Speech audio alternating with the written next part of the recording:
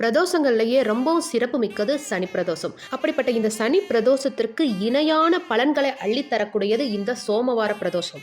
தேவர்கள் பார்க்கடலை கடையும் போது அதிலிருந்து வெளிப்பட்ட ஆழகால விஷத்தை சிவபெருமான் உண்டு இந்த உலக உயிர்களை காப்பாத்தினாரு. ஏகாதேசி அன்று ஆழகால விஷத்தை உண்ட சிவபெருமான் துவாதேசி முழுவதும் மயக்க நிலையில இருந்தாரு. அப்புறம் திரியோதசி அன்னைக்கு பகலும் இரவும் சந்திக்கக்கூடிய அந்த சந்தியா வேளையில சிவபெருமான் மீண்டும் எழுந்து ஆனந்த தாண்டவம் ஆடிய அந்த நேரம் தான் பிரதோஷ நேரம் அப்படின்னு சொல்லப்படுது. தேவர்கள் எல்லாம் மகிழ்ச்சி அடையும் பொருட்டு ரிஷபத்தின் பிரணவ வடிவமான நந்தியோட கொம்புகளுக்கிடையே சிவபெருமான் ஆனந்த தாண்டவம் ஆடினாரு. அந்த நேரத்தை தான் பிரதோஷ நேரம் அப்படின்னு சொல்லப்படுது.